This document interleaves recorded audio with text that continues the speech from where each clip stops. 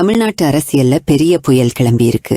ஒரு கோர்ட்டு தீர்ப்பு கொண்டாட்டத்தையும் சர்ச்சைகளையும் சமூக வலைதளங்கள்ல பயங்கரமான விவாதங்களையும் தூண்டிவிட்டிருக்கு. 2025 ஏப்ரல் 17 தமிழக வெற்றி கழக தலைவர் விஜய் சர்ச்சைக்குரிய வக்பு திருத்த சட்டத்துக்கு உச்ச நீதிமன்றம் தடை போட்டதை கொண்டாடி எக்ஸ்ல ஒரு பதிவு போட்டாரு. இந்த சட்டம் முஸ்லிம் சமூகத்தோட உரிமைகளை பறிக்குதுன்னு பல பேர் சொல்றாங்க. ஆனா ஒரு ட்விஸ்ட் என்னன்னா, விஜய் மற்றும் அவரோட ஆதரவாளர்கள் இத நீதிக்கான வெற்றின்னு சொல்றாங்க. ஆனா மற்றவங்க விஜய திட்டுறாங்க. அவர் லேட்டா வந்து ஏற்கனவே நடந்த போராட்டத்துக்கு கிரெடிட் எடுக்கிறாருன்னு சொல்றாங்க. இது உண்மையிலேயே சிறுபான்மையினர் உரிமைகளுக்கான போராட்டம் தானா, இல்ல கண்ணுக்கு முன்னாடி நடக்கிற அரசியல் நாடகம்? சரி, சில முக்கியமான கேள்விகளோட இத பிரிச்சு பார்ப்போம். வக்பு திருத்த சட்டம்னா என்ன? அது ஏன் இவ்வளவு சர்ச்சைக்குரியதா இருக்கு? உச்ச நீதிமன்றம் ஏன் தலையிட்டு அதை அமல்படுத்துறத தடுத்துச்சு? இந்த சட்ட போராட்டத்துல தமிழக வெற்றி கழகம், அதாவது டிவிகே, என்ன பங்கு வகிச்சது? முக்கியமா எக்ஸ்ல சில பேர் விஜய் ஹீரோன்னு சொல்றாங்க, சில பேர் கிரெடிட் திருடன்னு கிண்டல் பண்றாங்க. இது முஸ்லிம் உரிமைகளை பாதுகாக்கிற விஷயமா, இல்ல 2026 சட்டசபை தேர்தலுக்காக நடக்கிற பெரிய அரசியல் விளையாட்டா? இத ஸ்டெப் பை ஸ்டெப்பா பிரிச்சு பார்ப்போம். தலைப்பு செய்திகளுக்கு பின்னாடி என்ன இருக்குன்னு பார்ப்போம். 2025 ஆண்டு வக்பு திருத்த சட்டம் வந்ததிலிருந்தே பெரிய சர்ச்சையை கிளப்பிட்டிருக்கு. வக்புன்னா இஸ்லாமிய சட்டத்தின்படி மத அல்லது தொண்டு நோக்கங்களுக்காக அர்ப்பணிக்கப்பட்ட சொத்துக்கள். இது வக்பு வாரியங்களால முஸ்லிம் சமூகத்துக்கு பயனளிக்கும் வகையில் நிர்வகிக்கப்படுது.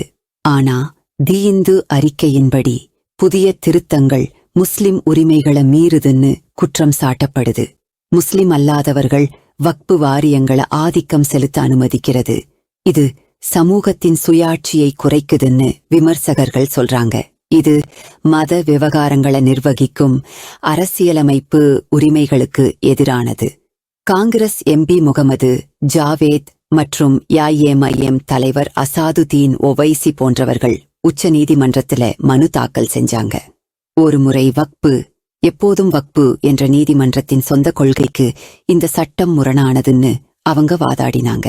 இது வக்பு நிலங்களை தனியார் அல்லது அரசு சொத்துக்களாக மாற்றுவதற்கு வழிவகுக்கும் அபாயம் இருக்கு.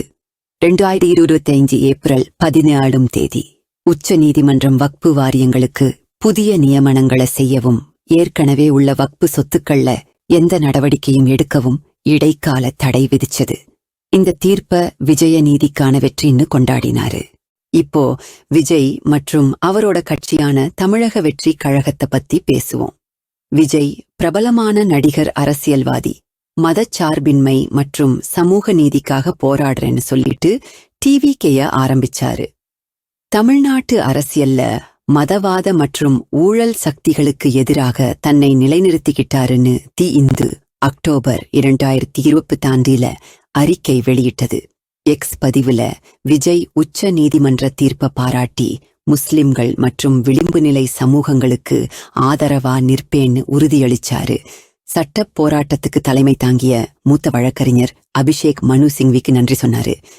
ராஜ்மோகன் மற்றும் ரமேஷ் ஆஃப்சியல் போன்ற விஜயோட ஆதரவாளர்கள் அவரை சிறுபான்மையினரின் பாதுகாவலர்னு புகழ்ந்தாங்க. ஆனா எல்லாரும் படல. எவனிதா 0612 மற்றும் சிலுவா முன்ஸ் போன்ற விமர்சகர்கள், ஓவைசி போன்ற மற்ற கட்சிகள் ஏப்ரல் நாடும் தேதியே முன்னிலை வகித்த பிறகு ஏப்ரல் 13 தான் டிவிகே மனு தாக்கல் செஞ்சதுன்னு சுட்டிக்காட்டினாங்க. காலவரிசைய காட்டும் நீதிமன்ற ஆவணங்களை பகிர்ந்து விஜய் தாமதமா வந்து கிரெடிட் எடுக்கிறாருன்னு குற்றம் சாட்டினாங்க. சிலர் அவரை கோமாளின்னு மீம்ஸ் கூட போட்டாங்க. இது எல்லாத்துக்கும் என்ன அர்த்தம்? ஒரு பக்கம் விஜயோட தலையீடு வக்பு பிரச்சனைக்கு அதிக கவனத்தை கொண்டு வந்திருக்கு. 2026 தேர்தலுக்கு முன்னாடி தன்னோட அரசியல் பிராண்ட உருவாக்குறாரு. அவரோட மதச்சார்பற்ற நிலை டிவிகேயோட கொள்கையோடு ஒத்துப்போகுது. மத சுதந்திரத்தின் மீதான தாக்குதல்னு திருத்தங்களை பாக்குறவங்களோட பாராட்டுக்களை பெறுது. மறுபக்கம் எக்ஸ்ல வந்த எதிர்வினை அவர் மேல இருக்கிற சந்தேகத்தை காட்டுது. சிலர் இத சிறுபான்மையினர் ஓட்டுகளை கவர பண்ற திட்டமிட்ட நகர்வுன்னு பாக்குறாங்க.